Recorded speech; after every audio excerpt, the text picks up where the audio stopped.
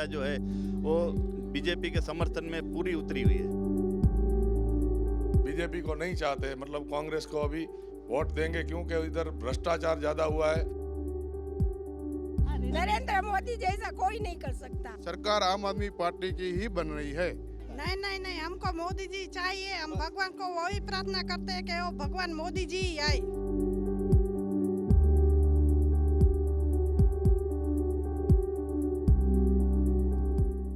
भुज में किसका होगा भोकाल?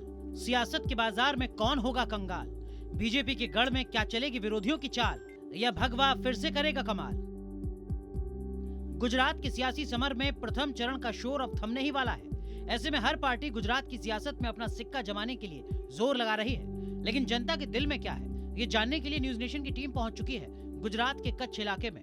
कच्छ के भूकंप के बाद जैसे प्रदेश की राजनीति बदल गई हो, मुख्यमंत्री नरेंद्र मोदी जब यहाँ पहुँचते हैं और इसके बाद पूरे कच्छ के पुनर्निर्माण का कार्य शुरू होता है और वहीं से पैदा होता है गुजरात मॉडल।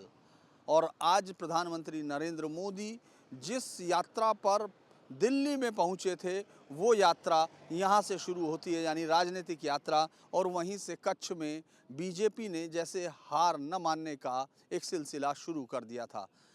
पिछले 22 सालों से लगातार कच्छ की राजनीति में बीजेपी एक धुरी के तौर पर है और कभी कभी कांग्रेस कहीं कहीं दिखाई देती है।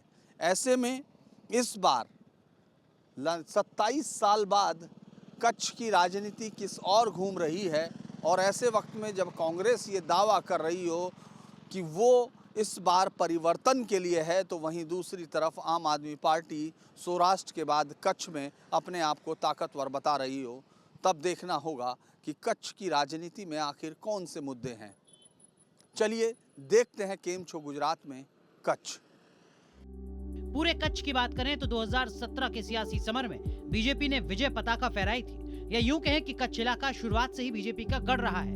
लिहाजा 2022 के सियासी समर में भी हवा बीजेपी के हक में जाती दिखाई दे रही है। सुनील भाई, क्या है मतलब आपकी जीत का यहाँ गणित क्या है? सर, कच्छ जिला हमेशा के लिए बीजेपी का गढ़ रहा है। पहले से भी कभी भी ऐसा नहीं हुआ कच्छ जिले में बीजेपी को कोई मार पड़ी हो। सब बीजेपी के साथ जुड़े हुए हैं बहुत सालों से। 27 साल जो बीजेपी की सरकार कच्छ गुजरात में, उसमें मुख्यतः अपना कच्छ जिले का ही फाड़ा रहता है। और कच्छ जिला जो है वो बीजेपी के समर्थन में पूरी उतरी हुई है। पार्टी नहीं बदल रही क्योंकि कच्छ में काम किया है ना बीजेपी ने।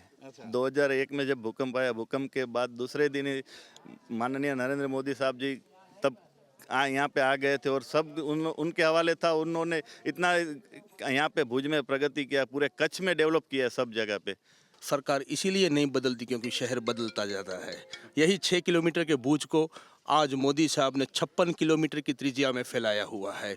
यही जो आप भुजंगदेव मंदिर की बात कर रहे हैं, वहीं पे एशिया का सर्वाधिक श्रेष्ठ म्यूजियम, एक मेमोरियल पार्क, भूकंप के बाद जो स्मृति वन, जो भूकंप में जो हजारों दिवंगत आत्माओं जो हैं उनकी स्मृति के लिए, उनकी श्रद्धांजलि के लिए यहाँ स्मृति वन का निर्माण किया गया है। नहीं, वो क्या है कि इलेक्शन में सब बोलते हैं, लेकिन बीजेपी है करके बताती है, सिर्फ बोलती नहीं है। हाँ, करके बताती है।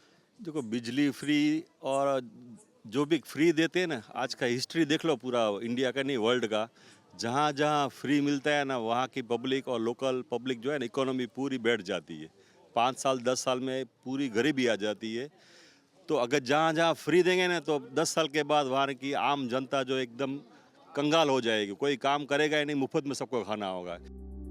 बीजेपी विकास की बात कर रही है, महिलाओं के हक की बात कर रही है। ऐसे में महिलाओं के मन की बात जानना भी जरूरी है।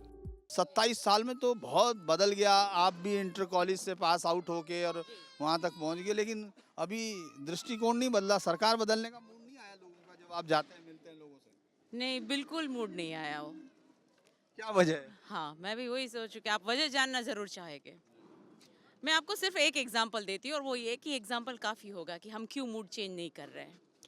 15 अगस्त को जब लाल किले पर से बड़ा प्रधान बनने के बाद नरेंद्र मोदी का फर्स्ट वो प्रवचन था, पूरा भारत तो बेताब था कि वो क्या बोलेंगे, पर पूरी दुनिया भी उनको सुनने के लिए बेकरार थी कि वो ऐसा क्या कहेंगे लाल किले पर से। और सबके जहन में होते हैं कि वो बहुत बड़ी बड़ी बातें कहेंगे।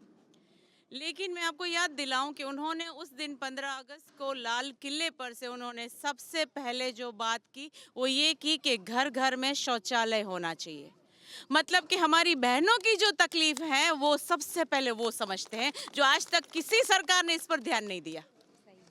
तो ये मैं समझती हूँ कि विकास की बड़ी बातें करना, विकास के बड़े बड़े आयाम पर भारत को पहुंचाना और ज़मीनी स्तर पर भी बहनों का ख्याल रखना, ये सिर्फ नरेंद्र मोदी कर सकते हैं। इसीलिए हमारे मन में कभी विचार नहीं आता कि उनको बदलना चाहिए। बदलना चाहिए। सिर्फ उनकी बातें कुछ नहीं कर सकते। नरेंद्र मोदी जैसा कोई नहीं कर सकता। घर का वडील जो बड़ा अच्छा रहता है तो उन्हीं को सब प्रणाम करेंगे और उसका सब मानेंगे। तो हमारे लिए मोदी ही सर्वश्रेष्ठ है, क्योंकि वो सबका सोचते हैं। झाड़ू वाड़ू की जरूरत नहीं है क्या? कोई भी नहीं, क्योंकि सब खुद सफाई कर लेते हैं, वो ही सिखाया है। ऑटोमेटिक मशीन आ गए हैं, झाड़ू की जरूरत नहीं है। सियासी शोर में कांग्रेस भी जनता तक अपनी आवाज पहुंचाने की कोशिश कर रही है। उनके भी अपने दावे हैं। रमेश भाई, किस उस पर लड़ते हैं आपकी कांग्रेस को यहाँ वोट क्यों दें लोग? ऐसा कौन सा मुद्दा आप बताते हैं लोगों को? ये जो अंजार की सीट की बात करूं, पूरे कच्छ जिले की बात करूं, तो अब की बार जो जनता ने है ना, वो परिवर्तन करने का ठान लिया है। मतलब कि वो अभी बीजेपी को नहीं चाहते, मतलब कांग्रेस को अभी वोट देंगे, क्योंकि इधर भ्रष्टाचार ज़्यादा हुआ है। बीजेपी वाले तो ये भी बोल रहे हैं कि ये गुजरात है वो हमने बनाया है, जबकि वो उसका मतलब जो दुनिया में वो आए ही नहीं थे, तब भी गुजरात तो था ही था। ये लोग बोल रहे हैं कि हमने विकास किया, लेकिन इन लोगों ने विकास किया है ये तय है, लेकिन उद्योगपतियों का ही विकास किया है। आम आदमी की परिस्थिति, किसानों की हालत बद से बदतर है। यहाँ पे ये अंजार शहर है, शहर जैसा आपको दिख रहा है, इससे तो गांव हमारे अच्छे हैं। रमेश भाई में जोरदार, कच्छ में पूरे कच्छ में सबसे ज्यादा ताकतवर हमारा रमेश भाई है। और कितने वोट से जीतेंगे रमेश भाई? कम से कम 25,000 से जीतेंगे। वहीं गुजरात की सियासत के बाजार में उतरी नई पार्टी आम आदमी पार्टी को भी उम्मीद है कि आम आदमी उनके साथ है। इस बार कच्छ में भी एक नई राजनीतिक ताकत खोज रही है आम आदमी पार्टी। पहली बार यहाँ इस तरह से ताकत के साथ उतर रही है, लेकिन क्या उसकी जीत की उम्मीदें हैं? क्या वो सोचते हैं कि कच्छ में उनको क्यों जनता चुने? इस पर बातचीत करेंगे हम राकेश पिंडोरिया जी से। बहुत बढ़िया चल रहा है यहाँ पर हमारा प्रचार, और लोग एक परिवर्तन की इच्छा रख के सब जो जनता है उसको ऐसा है कि नहीं, इस बार परिवर्तन होना चाहिए। तो कच्छ की जो जनता थी उसने ही अपने दम पर जो पूरा विकास किया है, ये फोकट की बात है, 100% निकल जाएगी।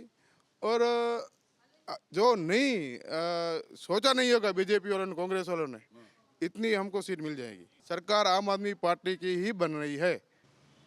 और ये बोल रहे हैं कि हमने विकास किया, विकास कोई भी विकास नहीं हुआ यहाँ पे, 27 साल से वही है। राकेश भाई जीत रहे हैं? बिल्कुल पक्का देख लो, बता दो। 100%।